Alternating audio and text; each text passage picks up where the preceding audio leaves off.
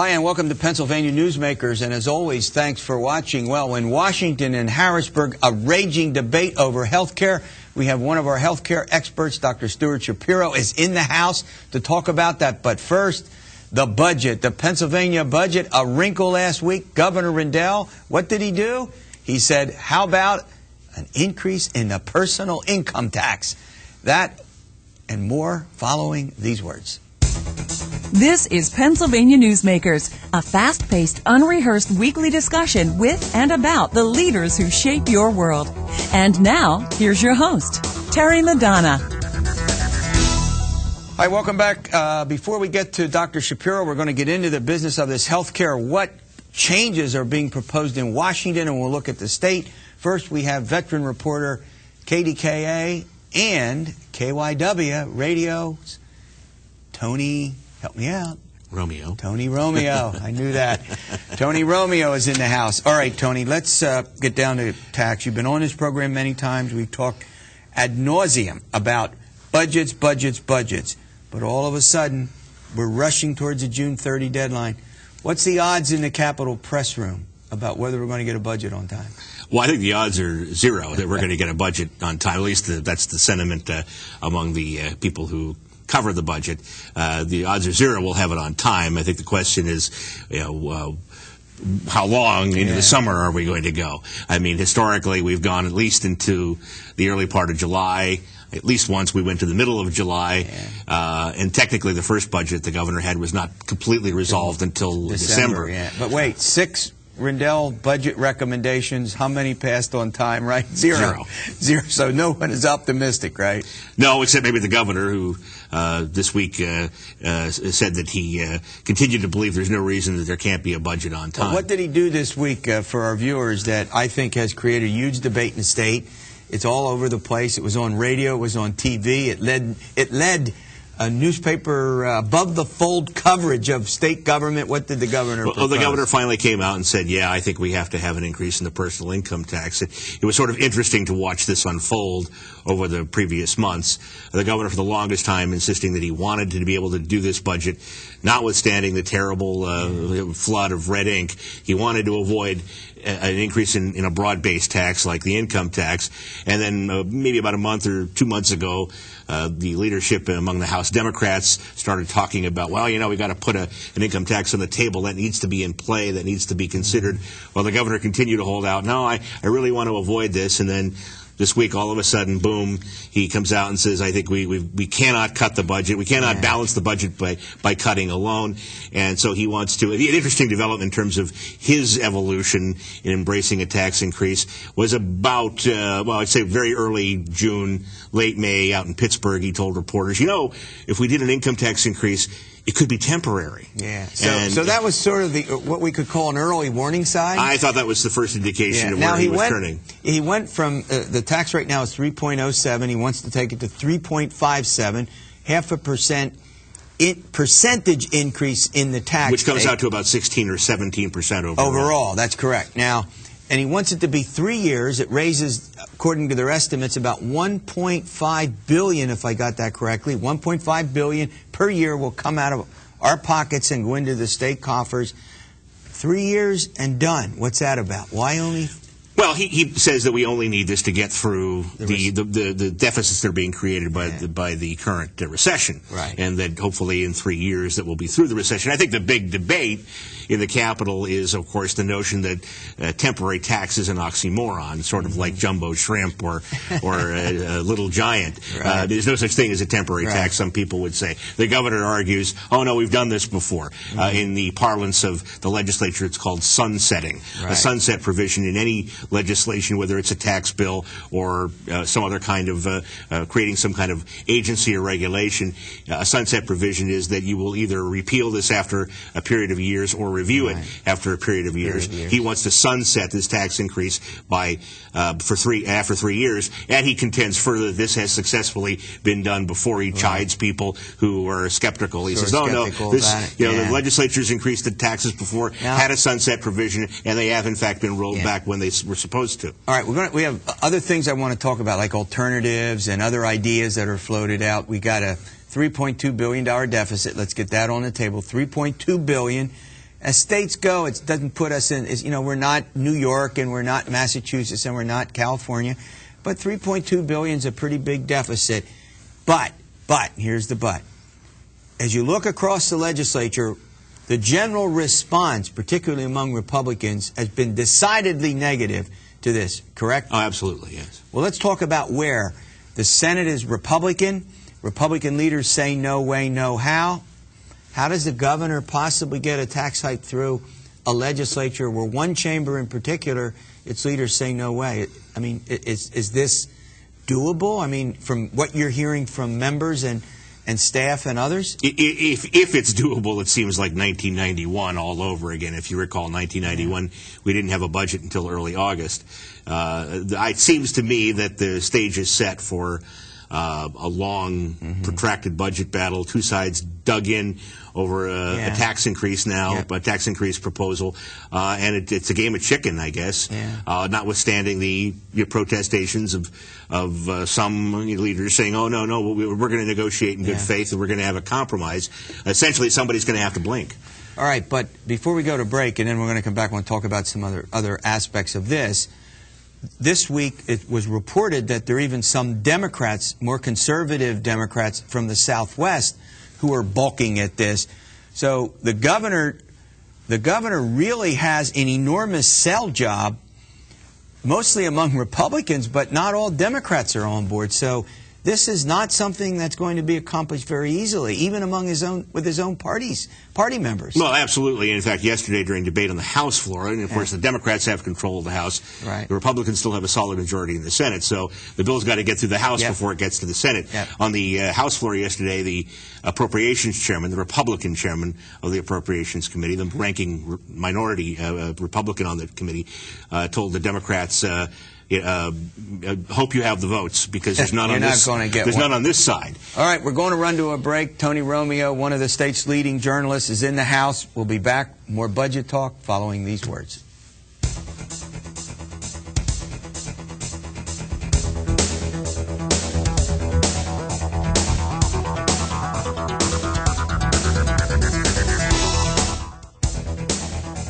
This broadcast of Pennsylvania Newsmakers is presented by the Pennsylvania Chamber of Business and Industry, the statewide voice of business.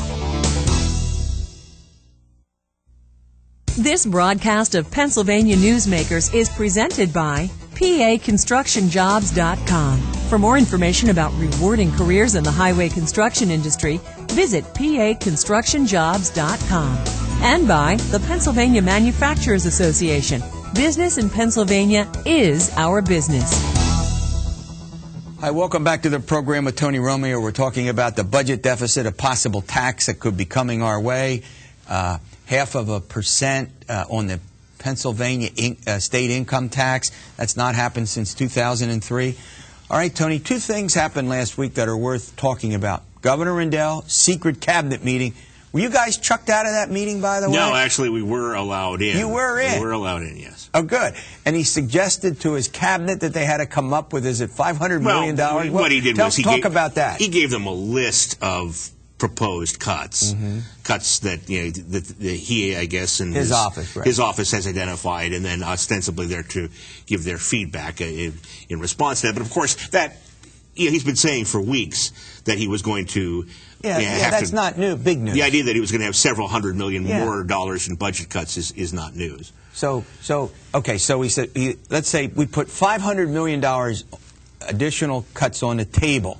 Still leaves him at over $1 billion separate. Well, he says basically that, or his staff says that these additional cuts are going to be offset by not getting as much from the federal government as anticipated, and an increase in people getting welfare benefits, I guess mostly medical assistance because of the economy. It ends up being mostly a wash. That's an interesting wrinkle. Doesn't add to the closing of the budget gap that we knew about already. All right, let's talk about possible alternatives to Pennsylvania income tax. One of them, and it's been floated for a long time, which Governor Rendell has not been in favor of, is allowing table games at Pennsylvania's casinos. I guess there are 12 of the 14, you can correct me, that are in question. Table games, right?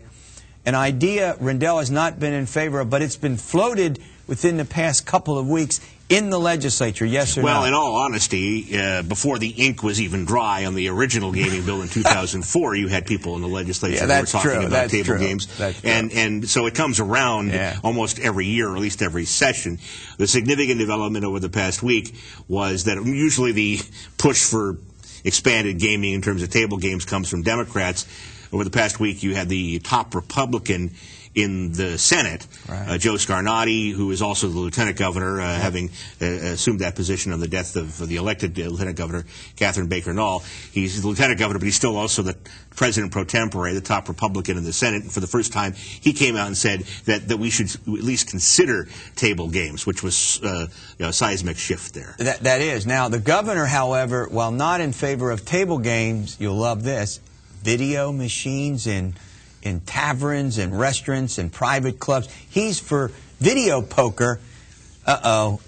Video poker and small and games and table games. Possibility things there. Things that make you go, and stroke your hair on your chin. Yeah, I mean, again, Scarnati insists he remains opposed to video poker, particularly since the governor has linked it to raising money for higher education. So you have Scarnati who's saying, hey, we got to think about table games. The governor's saying no to that. You have the governor saying, I want video poker, and Scarnati saying no to that. So it does raise the question of whether there's potentially some room for negotiating a deal there in the middle of all this other situation with the budget. All right, final word before I let you go. No one's taking a vacation. No one's scheduled vacations. I think by about the middle of June, when the paycheck, or July, when the paychecks stop, they'll ultimately get paid, the governor said. It's going to be a warm summer in the state capitol. Nobody's planning vacations. I know I'm stocking up on frozen dinners and cat food. You'll be following them around the capitol, right, as you always do. Yes, of course. Yeah. All right, there it is. Great update. All right, Dr. Shapiro is here. We're going to talk about what else. Health care. It's huge right now. Back in a moment. This broadcast of Pennsylvania Newsmakers is brought to you by Pennsylvania Credit Union Association. Pennsylvania Credit Unions, where people are worth more than money. To find a credit union that is right for you, check out ibelong.org. And by the Energy Association of Pennsylvania, Pennsylvania's energy information source. This broadcast of Pennsylvania Newsmakers is presented by the State System of Higher Education. 14 state-owned universities. The state system is the largest provider of higher education in Pennsylvania. And by the Hospital and Health System Association of Pennsylvania, working towards a healthy Pennsylvania. Hi, welcome back to the program where Dr. Stuart Shapiro is here, President and CEO of Pennsylvania Healthcare Association. Comes on, we call him in. He's the expert on healthcare, one of our 3 or 4 people, our go-to guys. You don't mind me calling you a go-to guy, do you? I've always wanted to be a go-to guy. You always wanted to be a go-to guy. All right, let's start with the national scene. I'll tell you, Doctor, every day I get 10 emails from different sources talking about the raging healthcare debate going on in Washington right now. It has a number of dimensions to it. Universal health care, getting savings out of Medicare and Medicaid. I know that's something you're a real expert on. Increasing the quality of care. Give us a little update about where you think all of that's going to go. First, there's 50 million Americans who are underinsured or don't have insurance today. Okay. It's a problem we have to solve. The solutions have been evasive for 50 years. I've been working on it for several decades. And I think we're closer now to solving the problem than ever before. But there's a bunch of pieces. It's like a balloon. You've got quality. You've got cost. You've got access. And you can improve quality, which the system does need to happen across the board with real standards being set on the way medicine is practiced and some judgments about many of the procedures. Access needs to improve. But all of that's going to cost a lot of money. And we're talking $1 trillion, $2 trillion over the next decade. And the question really is, should we be starting today with expansion for kids and moving along, or can we buy the whole enchilada today? Yeah, one of the proposals that is coming out of one of the Senate committees talks about covering something like 16 million of the 45 or 50 million, you know, you threw in underinsured as well as insured, properly so, may I point out, $1.8 trillion. Yep. I mean, and the President Obama says we can reform Medicare and Medicaid and squeeze some, not all, some. It's just not possible. Yeah, talk about that a bit. Right now, Medicare is a pretty efficient system. Mm-hmm.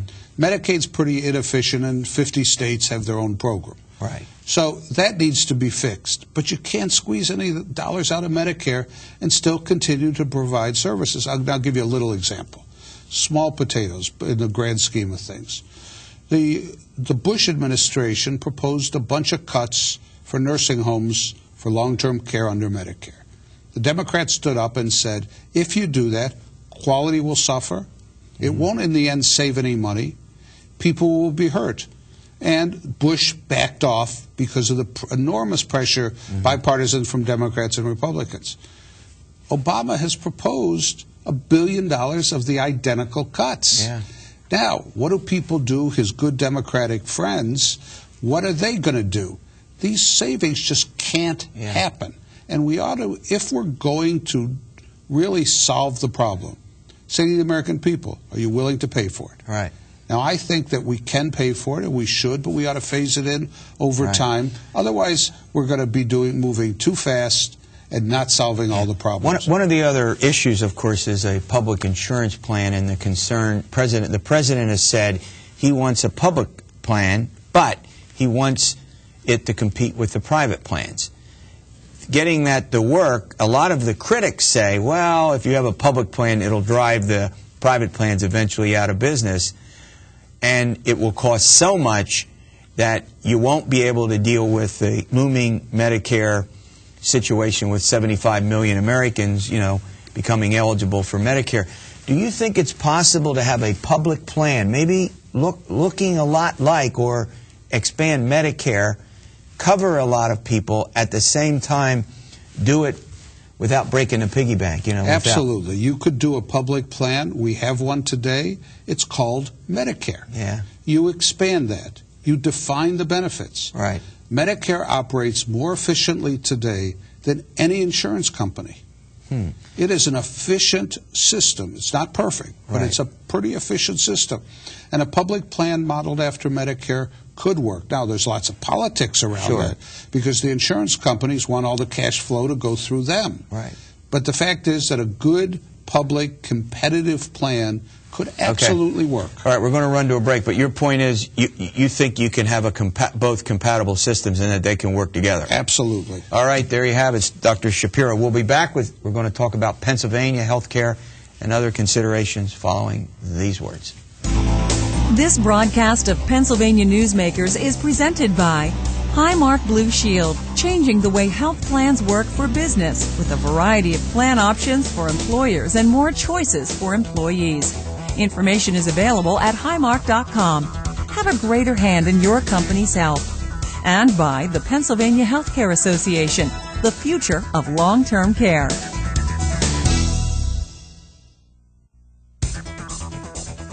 This broadcast of Pennsylvania Newsmakers is presented by Penn Future, where we believe that every environmental victory grows the economy, and by the Pennsylvania Cyber Charter School, bringing educational innovation and freedom to the children of Pennsylvania. Hi, back to the program with Dr. Shapiro. Okay, here we go. State government. Let's talk about Medicaid first. We got $4 billion from Washington. How, as part of the stimulus, how it gets used matters. Depending on how we use it, we get more or less from Washington, if I understand all of this. Give us your quick assessment of where you think the Medicaid situation stands in Pennsylvania as we speak. Ed Rendell was instrumental in getting $87 billion to go to the states to support Medicaid, to protect the safety net. Okay. That money is already, the $4 billion is already started to come to Pennsylvania, and it's in the form of very good dollars. It's sort of like glue and structure to keep a safety net from falling apart for the elderly and the kids who are on Medicaid. Unfortunately, Now that this money's coming in, the glue's coming in, the safety net's being built, what we're seeing the governor in Pennsylvania do, and we're seeing the governors across the country, in New York or California or Minnesota or in Iowa or in Florida, is they're now taking some of their own state money and spending it on other than health care. And they're spending it on education, a priority, but they're now circumventing. So what we have is a safety net that was building up that all of a sudden is now starting to be stretched as dollars are coming out. So it's starting to fray again. So what we've really asked is, especially as it concerns the elderly, especially around the elderly, is that those Medicaid dollars that have historically stayed there, been there, stay there, and not be diverted away. Now, you could take a little bit of money, and we understand that. But the bulk of those dollars ought to be committed to the elderly, to the kids. All right, I want to get into your area of specialty, the area of your focus at the moment in your career, which is nursing homes. How does that stand? How do you all stand with your budget? Not good. Nursing homes over the last many years have been underpaid for taking care of Medicaid people. In fact, many hospitals are now seeing backlogs of people who need to be discharged who they can't find nursing homes for who are on Medicaid. So it's costing the state's hospital Medicaid payments increased dollars. Right now, under the governor's budget proposal, just under 50% of the nursing homes are going to see a decrease in rate. And that is compounded by the fact that they've been underpaid for the last 5 years and today lose money caring for Medicaid. They're not like hospitals. They're not like doctors who can shift it to other payers or can shift it to other insurers. In nursing homes today, 65% of the people are on Medicaid, 15% on Medicare, and there's just no room to shift it. So we've reached a real crisis. Here's what I want to do. We're out of time now. I want you to, look, we know the elderly and the population in the state with the third largest by percentage. I want you to come back sometime in the near future. I want to talk about the population, the aging, and where they go to get their health care. Will you do that? Promise. Come back soon. All right, thanks for watching another edition of Pennsylvania Newsmakers, and as always, stay well.